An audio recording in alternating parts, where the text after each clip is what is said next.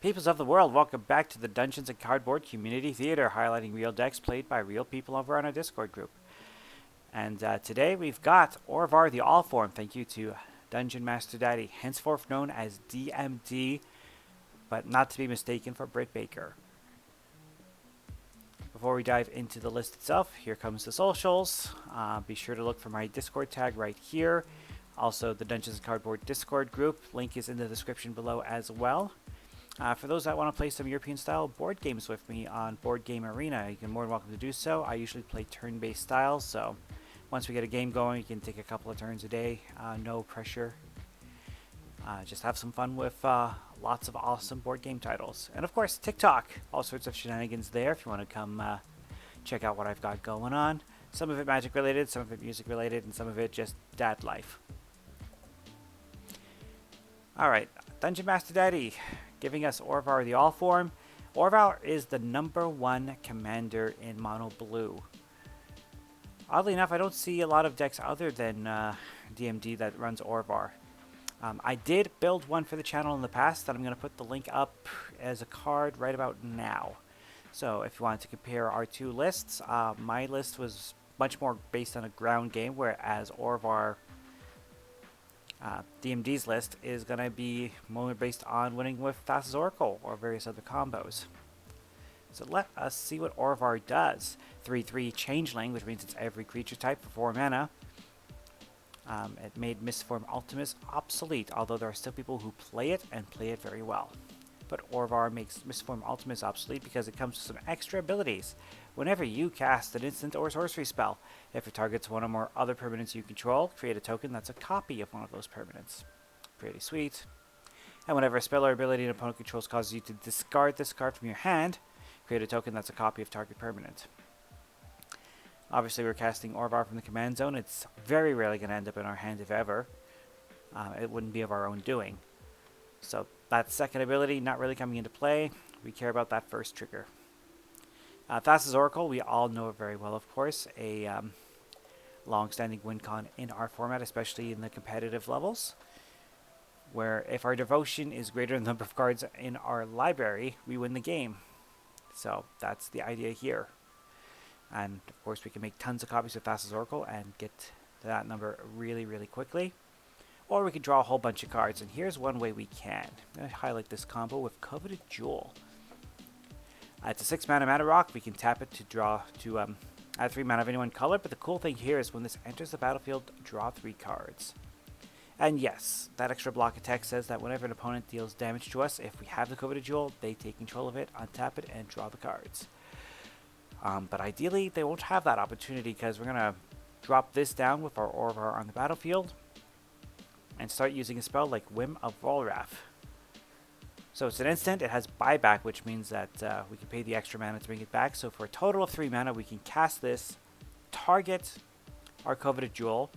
Orvar will see that, make a copy of it that draws us more cards, and we go infinite from there. So Whim of Volrath itself says change the text of target permanent by replacing all instances of one color word or basic land type with another until end of turn. Now, all because the card itself, in this case the Coveted Jewel, doesn't reference a specific color or land type, doesn't mean we can't change it. So, of course, Whim of Volrath still works, and it can target the Coveted Jewel and go infinite without any extra help. But, of course, we still have 96 other cards to talk about, so let us dive into those. Starting with another possible infinite payoff in Aetherflux Reservoir. Because, of course, even if we're not targeting our Coveted Jewel, we could be targeting our Gilded Lotus and get an infinitely high storm count out of that. Other mana rocks, of course, include the Arcane Signet. Chrome Mox, yes, we have to give up a card, but it's totally worth the ramp. Elixir of Immortality lets us get this and our graveyard back into our library if we so need it, and gives us that extra 5 life, and we can make copies of this, so we can actually really insulate our life total from a major attack. Ice Crown Scepter is here. We've got a lot of cheap instants that we want to use over and over again. Note, and this was true in my deck as well, no dramatic reversal in the list. So in concept we could totally play dramatic reversal with this, but we've got enough else going on that we don't need it. Moving on to the Jeweled Lotus, of course helping us cast our commander in a hurry. Lotus Bloom, again, can help us cast our commander in a hurry. It looks slow because, yep, suspend 3. Yep, so that means we put it down for 0, but we have to wait 3 turns for the spell to actually be cast. Once it's down, we can tap and sack this, add 3 mana of any one color to our mana pool. But again, we can still hit an Infinite Storm count with this, one of our buyback spells, and the Aether Flux Reservoir. Mana Crypt, Mana Vault, giving us all the fast mana, Mind Stone, Sapphire Medallion, reducing the cost of our blue spells. This can reduce the cost of a buyback. So for example, Volrath Swim we've seen before has a buyback cost of 2 colorless and casts for 1 blue. But since buyback is an additional cost to the spell, that means we add that cost, then we can take one away with the Sapphire Medallion. So it'll actually only cost us 2 mana instead of 3. And this also helps us out with some of our other buyback spells. Sensei's Divining Top, of course, to try and dig up the best card. Soul Ring, and a Thought Vessel. Creatures. My deck ran like 20 something. This one only runs 8.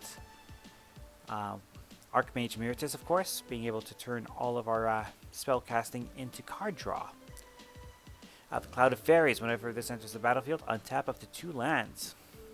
So again, if we reduce the cost of our buyback spells enough, we can target Cloud of Fairies and get an infinite Cloud of Fairies. Kyrie, the Swirling Sky. Yeah, we can make copies of this, and we can totally mill ourselves out and get our best instant sorceries back into our hand. Or we can bounce out our opponent's entire boards. Lier, Disciple of the Drowned, gives each of our instants and sorceries flashback, but most importantly, our spells cannot be countered. So this is a great way of protecting our combo if we're about to go off. Sakashima of 1,000 Faces. I like copying Orvar with this personally and being able to make 2 things for the price of 1. Sad Robot for the ramp. Storm Chaser Drake. When this becomes the target of a spell we control, draw a card. Good synergy here. And of course, Talran Sky Summoner. Again, with the right set of circumstances, we can get an infinite army of drakes. Some enchantments with Counterbalance. This is a mean one. Whenever an opponent casts a spell, you may reveal the top card of your library, and if you do, counter that spell if it has the same mana value. So this is a good way to perhaps disrupt our opponents. Of course, once someone casts a spell for the first time and we see what that top card is, the rest of the table can totally play around it. So something to be aware of if you choose to run this, but it is pretty effective in slowing down the table. Inventive Iteration. I like this card. For 4 mana, return up to 1 target creature or planeswalker to its owner's hand. Great tempo advantage. And we can make copies of this too, which is pretty sweet. 2, return an artifact card from your graveyard to your hand if you can't draw a card. So, either way, we're getting a card back on Chapter 2, and then Chapter 3, it flips into Living Breakthrough. And it says whenever you cast a spell, your opponents cannot cast spells with the same mana value as that spell until your next turn. So, this is a fun little card, I think, to add.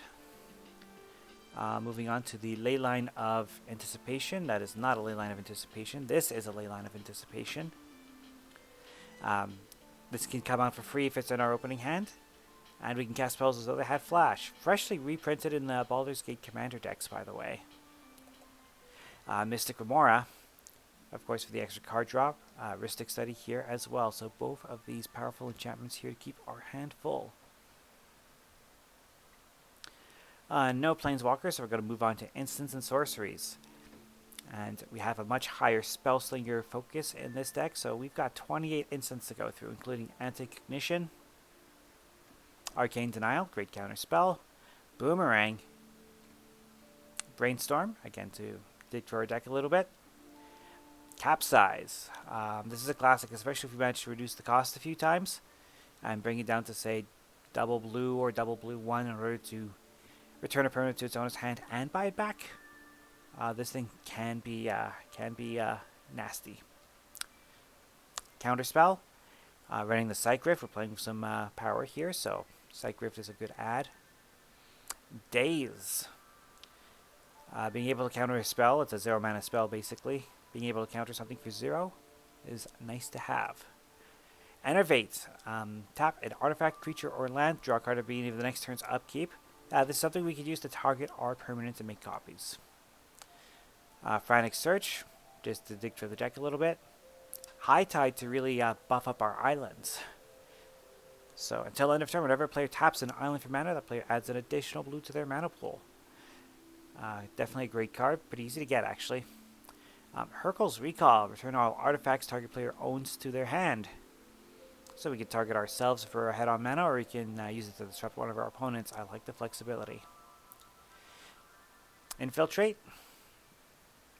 Jump. One of the few cards where you want a few decks where you want to run Jump, because it's basically one blue, copy a creature. Mind Games, another one of our buyback spells. Tap target artifact, creature, or land. And it costs a total of 4 to buy it back, but we have the things in the deck to reduce the cost of buyback, so totally cool with that. Miscast.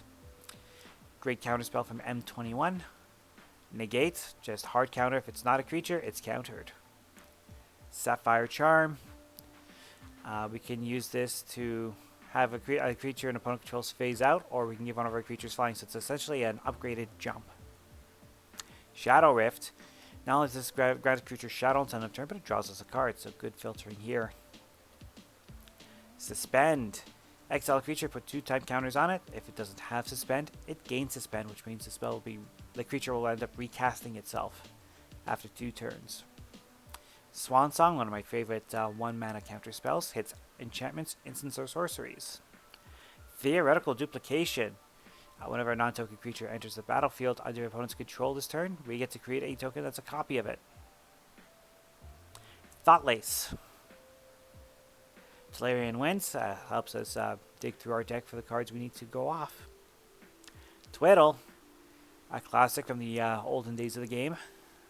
Unsummon. Just a simple 1 blue to send the creature back to its owner's hand. Could use it to protect our creatures. Word of Undoing. Return a creature and all white auras we own attached to it to its owner's hand. You see a guard approach. This is great because you can use it on offense to tap something down, or you can use it on defense to give a creature hexproof. Either way, if Orvar is on the battlefield, that means we get a copy, if it's something that we target. Moving on to sorceries with the Cloak of Feathers. Just 5 sorceries. Lots of instant speed interaction, but not a lot of sorceries. That's fine. That's where we want to be. So Cloak of Feathers, just a single blue to grant a creature flying and draw a card. Merchant Scroll lets us go get a blue instant. So this is great for getting our combo piece. Fantastic tutor. Piracy. This turn you may tap lands you don't control to help pay for your spells. Now, generally speaking, I don't expect the rest of the table to allow for that. I will likely respond by tapping their lands and making sure that they get a chance to use that mana and not DMD. But that's totally fine. That means they're not going to be interacting with us. Solve the equation to go get an instant or sorcery card and put it into our hand. Excellent tutor. And of course, Windfall to refill our hand if we so need it. Mana base, very simple here. We've got a Halimar Depths to look at our top 3 cards and put the best one back on top. 31 islands, a Mystic Sanctuary, especially when we can make copies of Mystic Sanctuary and just keep putting our instants back on top of our library over and over again. Otawara, Soaring City. Just the line that comes into play untapped. It's got a good channel ability. And of course, Temple of the False God to help us get that mana boost. Like I said, very straightforward stuff. Orvar is the #1 mono blue commander on EDHRec. So, oddly enough, I don't run into Orvar very much. As far as cards I would suggest to Garify it, well, I mean, I've already done a deck tech, I've already linked it, and I'll link it again at the end of the video. But there is one new card that I would like to point out. And that's Irenis's Vile Duplication. That is such a weird name. but it's a great effect. 4 mana sorcery, create a token that's a copy of a creature you control, except the token has flying and isn't legendary, if that creature is legendary.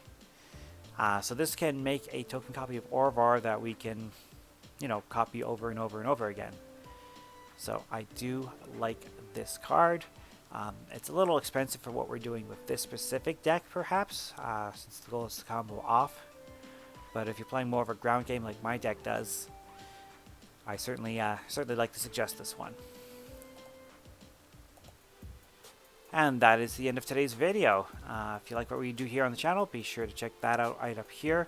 I've also got the Orvar deck tech video, my old one, on the left, on this side here, as well as the previous Dungeons and Cardboard Community Theater episodes.